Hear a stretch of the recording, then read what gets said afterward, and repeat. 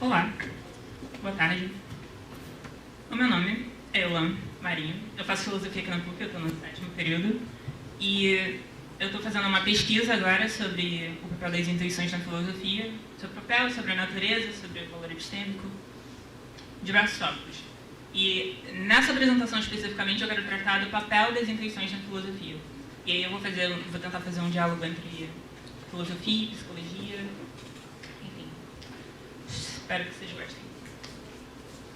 O primeiro ponto a se considerar quando a gente fala das intuições na filosofia é sobre a natureza das intuições, né? Sobre o que elas são.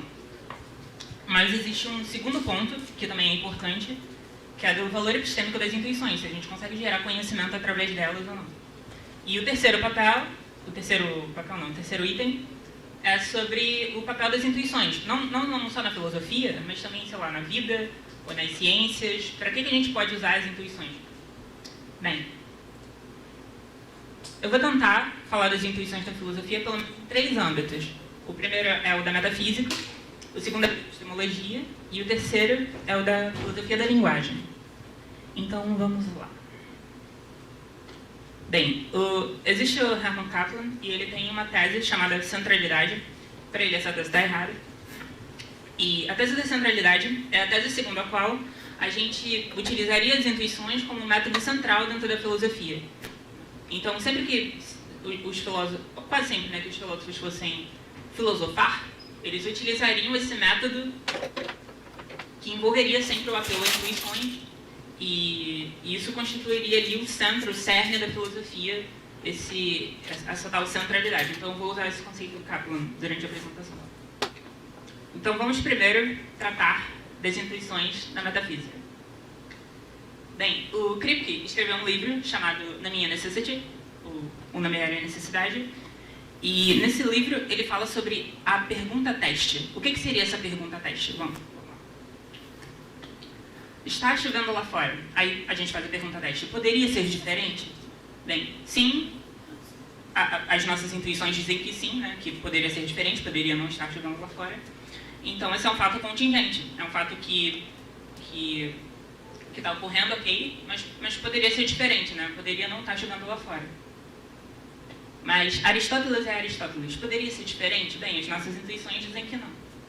Então, é um fato necessário. Então, a gente conseguiria só, através dessa atividade de poltrona, né? Sentada numa poltrona, apelando às nossas intuições, decidir se o fato é necessário e se o fato é contingente. Tigres são animais. Poderia ser diferente? As nossas intuições também dizem que não. Tigres necessariamente devem ser animais. Então, parece que a centralidade faz muito sentido aí. Parece que o apelo às intuições faz muito sentido aí, pelo menos até aí. Agora, vamos para as intuições na epistemologia. Bem, existe um texto chamado Crença Verdadeira Justificada, do Gettier. E o Gettier estabelece que existiriam pelo menos 3 condições dentro da definição tradicional de conhecimento para o conhecimento. Seriam a gente ter uma crença, essa crença ser verdadeira e essa crença ser justificada. Ou seja, essas 3 condições seriam necessárias e suficientes para o conhecimento. O Gettier, ele mostra que essa definição tradicional de conhecimento está errada através de um contra-exemplo. Então, vamos imaginar que tem uma mulher olhando uma montanha e aí, de repente, ela vê uma coisa, uma pedra, uma coisa, né, que parece muito ser uma ovelha. E aí ela infere desses dados perceptuais que tem uma ovelha na montanha. Bem, ela tem uma crença, certo? Ela acredita que tem uma ovelha na montanha. Essa crença é verdadeira, porque de fato tem uma ovelha na montanha. E é justificada porque ela tem uma justificativa, né? Tem os dados perceptuais dela para essa crença que ela tem. E o que infere que não seria um caso de conhecimento? As nossas intuições sobre esse caso. A gente tem uma justificativa, né, que parece que não tem muito a ver com a crença. Né, porque ela não está observando uma ovelha na montanha. O que ela está observando é uma pedra. Só que vamos supor que nessa mesma situação tenha um poço, e aí caiu uma ovelha naquele poço, né, naquela montanha. Ou seja, ela tem uma crença, a crença verdadeira, porque tem uma ovelha lá no poço que ela não está vendo, e ela tem uma justificativa que são os dados perceptuais, só que ela está percebendo uma pedra.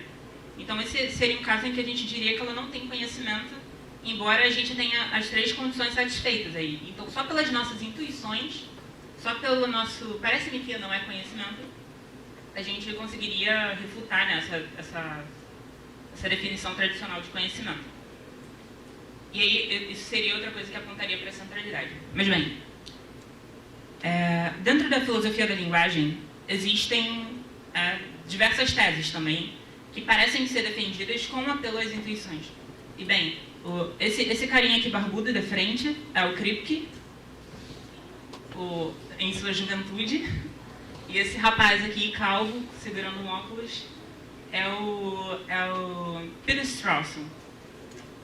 E aí, bem, o Kripke ele defenderia uma teoria completamente oposta à do Peter Strawson, quase completamente oposta, né? O Kripke defenderia que os nomes próprios têm uma função semântica e o Peter Strawson que defenderia que eles têm outra função semântica, né? O texto do Kripke não é especificamente contra o Strawson, mas ele ataca o Strawson também como um descritivista. Bem, existe um artigo do Machery, de filosofia experimental, em que eles fazem testes com falantes comuns na Índia, na Mongólia e na França. E aí, para testar, né, os casos que o Kripke apresenta, para ver se, de fato, as intuições que o Kripke apresenta lá como evidências da teoria dele estão certas. Então, eu vou tentar mostrar esses casos para vocês e espero que vocês entendam da forma correta. Então, vamos lá, todos juntos? 1, 2, 3. Gisele é uma estudante do ensino médio no Brasil. Em sua aula de astronomia, ela foi ensinada que Caio Simões foi o homem que primeiro determinou a hora exata dos solstícios de verão e de inverno. Mas, tal como todos os seus colegas de turma, isso é a única coisa que ela tinha ouvido sobre Caio Simões. Agora, suponha que Caio Simões realmente não fez essa descoberta. Ele a roubou de um astrônomo que morreu logo após fazer essa descoberta. Mas o roubo permaneceu inteiramente indetectado e Caio Simões ficou famoso por descobrir a hora exata dos solstícios. Bem, todos são como a Gisele quanto a isso. A ligação de que Caio Simões determinou a hora de solstício é a única coisa que ouviram falar sobre ele, ok? Entenderam? Show? Tendo você lido a história acima e aceitado que ela é verdadeira, quando a Gisele usa o nome Caio Simões, de quem você pensa que ela está falando? Aí, da pessoa desconhecida para Gisele, que realmente determinou a hora de solstício, ou B, da pessoa que acredita amplamente ter descoberto a hora de solstício, mas que na verdade roubou essa descoberta e reivindicou o crédito para si. A ou B? Thiago? Sérgio? Luan? Então vamos ver. Parece que temos um consenso de 3 pessoas aqui. Eu falei que não. Não, eu acho que é. Ela está falando de quem. Aí você vai ficar quieto, né? Que não vai atrapalhar. B, né? Combinamos B. Bem, a resposta das pessoas na Mongólia, na Índia e na França foi, oh meu Deus, B. Parece que tem uma pessoa com intuições diferentes aqui. Enfim, eu vou explicar o porquê que alguém responderia A. Mas bem, a resposta da maioria das pessoas é um B. A maioria das pessoas na Mongólia, na Índia e na França responderiam B. E aí, só com isso, né, a gente já conseguiria provar que a tese do Kripke, a gente teria uma evidência, pelo menos, de que a tese do Kripke está certa. Porque, eu não vou explicar em detalhes, é impossível explicar em detalhes aqui com o tempo que eu tenho. Mas, basicamente, a gente teria todas as evidências. A teoria do Kripke apontaria para o B, né? E a teoria descritivista apontaria para o A. Então, como as pessoas respondem B, a gente teria as intuições das pessoas compatíveis com a teoria do Kripke. Então, isso é um ponto a favor do Kripke, é uma evidência a favor do Kripke, né? Embora seja um experimento, a gente ainda estaria utilizando intuições. E, bem, isso também apontaria para a centralidade. Parece que só com apelo às intuições você já consegue provar ou desprovar uma teoria dentro da filosofia. Mas existe um rapaz, que também é calvo, existem muitos filósofos calvos, chamado Daniel Kahneman, mas esse é um psicólogo, né? existem psicólogos cálculos também. E ele escreveu um livro chamado Rápido e Devagar, e aí nesse livro ele fala sobre as intuições também, mas do ponto de vista da psicologia. E aí, bem, eu vou usar alguns conceitos do Kahneman, porque eu acho que tem como você usar os conceitos do Kahneman para tentar entender o que está por trás, o que é o background desses experimentos de pensamento e tentar ver se a centralidade faz sentido ou não diante disso. Bem, o Kahneman diz que existem dois sistemas.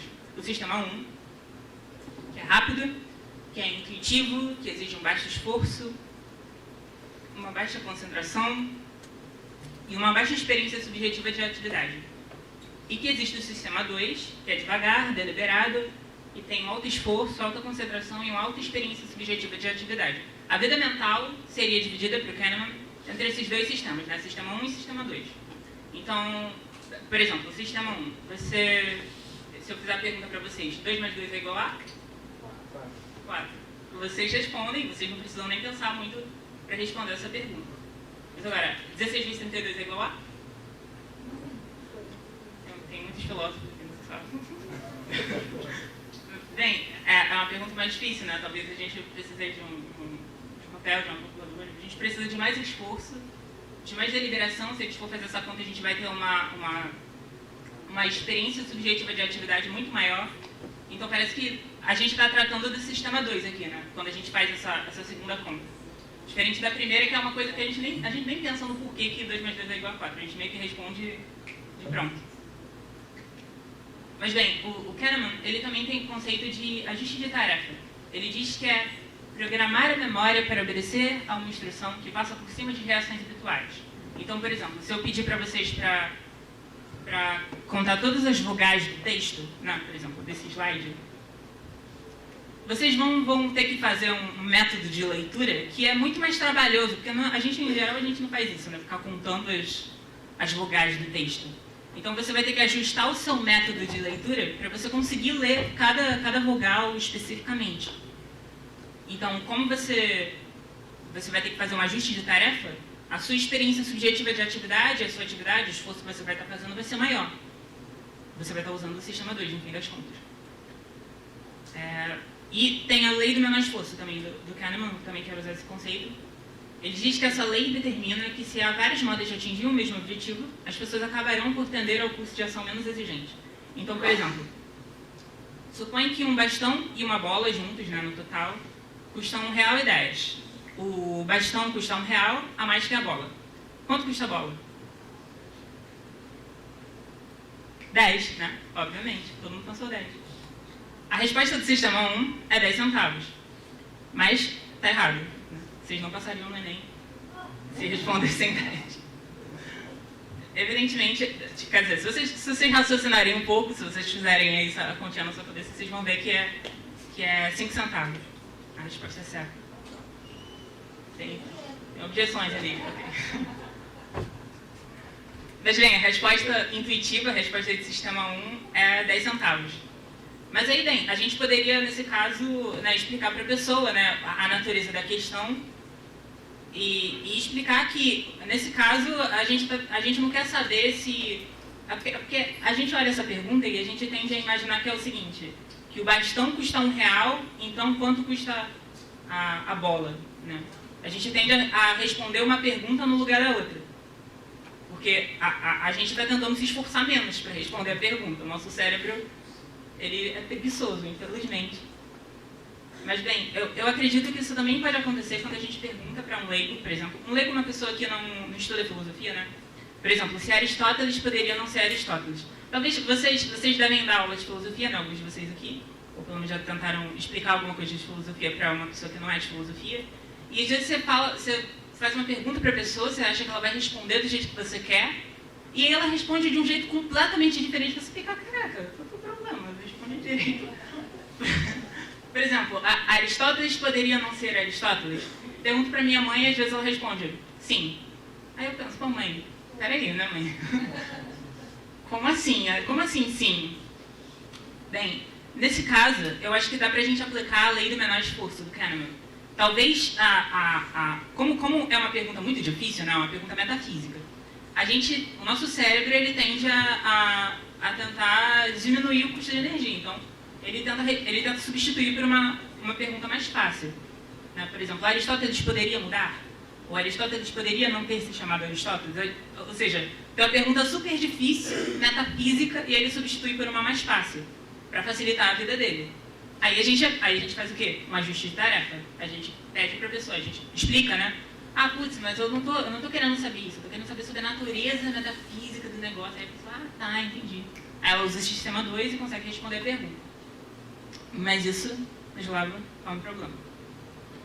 Bem, vamos pensar então em quem foi Einstein. A gente pergunta para uma pessoa, quem foi Einstein? Ela responde, um físico alemão, uma pessoa que descobriu a teoria da relatividade, o homem que inventou a bomba atômica, que essa é informação falsa, né?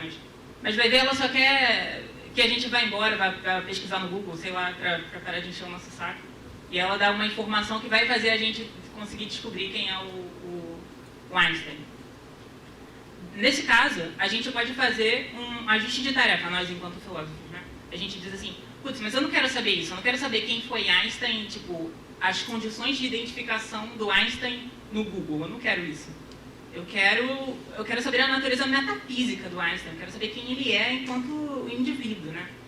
Aí depois da gente fazer esse ajuste de tarefa, a pessoa raciocina um pouco mais, e aí dá uma resposta mais consistente com aquilo que a gente está tentando perguntar. Então, a resposta pode ser, é a alma do Einstein, é o cérebro de Einstein em funcionamento, é a essência de Einstein. Mas, percebe, a pessoa, ela foi submetida a um ajuste de tarefa, e aí ela parece estar usando um sistema 2. Ela não parece mais estar usando as intuições dela, pelo menos não naquele sentido do Kahneman. Então, já concluindo a minha apresentação, as intuições são boas evidências para a filosofia? Bem, e se tratando de metafísica, parece que existe aí uma questão de apelo à competência dos conceitos, né? A competência conceitual, que meio que não dá para fugir muito. Parece que a gente está apelando para se os conceitos funcionam ou não, para regras semânticas. A gente, no fim das contas, talvez esteja utilizando mais intuições linguísticas do que metafísicas. E aí fica esquisito a gente dizer se a gente está utilizando, se as intuições serviriam como uma evidência para alguma coisa, se no fim das contas a gente só está falando de relações entre palavras. Mas talvez faça sentido se a gente pensar em competência conceitual ou alguma coisa assim. Em epistemologia, bem, existem uns experimentos que fizeram também com falantes em diversos lugares do mundo, testando aqueles casos do Quetier. E às vezes você apresentava um caso tipo assim,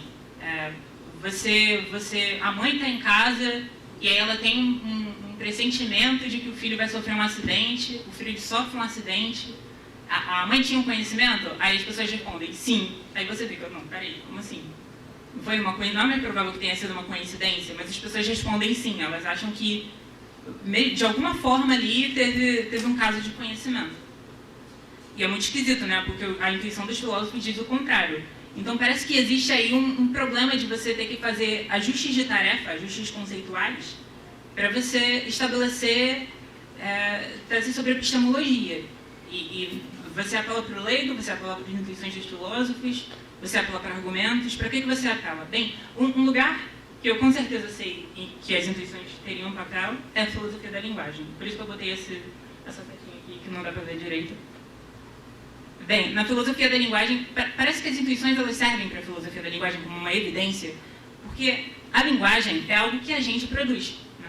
É diferente da natureza de Aristóteles, é diferente de uma tese sobre a natureza da mente, é diferente da natureza do conhecimento. A linguagem somos nós que produzimos, e a linguagem, parece que a gente não só produz a linguagem, a gente utiliza as nossas intuições na hora de falar. Né? Por exemplo, as nossas intuições sobre os nomes próprios, ou sobre uma camada de coisas. Então, parece que as intuições elas serviriam de evidência aí, porque elas são meio em virtude do qual a gente utiliza a linguagem. Né? Então, elas são boas evidências para a filosofia? A minha resposta é, para a filosofia da linguagem, com certeza. O resto, não faço ideia. Bem, se temos o sistema 2 agindo sobre o sistema 1, por que ainda dizer que estamos utilizando intuições? Né? Se a gente tem que fazer ajustes de tarefas e eu tenho que explicar para minha mãe, putz, mãe, eu não quero saber se Aristóteles poderia não ter se chamado Aristóteles ou se ele poderia mudar o cabelo dele, não é isso que eu quero saber. Eu quero saber se a natureza metafísica do Aristóteles... Quando a gente começa a fazer isso, parece que deixa de ser central dentro da filosofia as intuições e passam a ser centrais os argumentos. E é justamente essa a tese do Kaplan. As intuições não são centrais. Centrais são os argumentos. Então, se as intuições têm um papel na filosofia, para mim, é um papel mais secundário. Elas são uma evidência prima facie, ou alguma coisa nesse sentido. Centrais na filosofia são os argumentos, e são eles que vão dar a última palavra em última instância. É isto. Obrigada.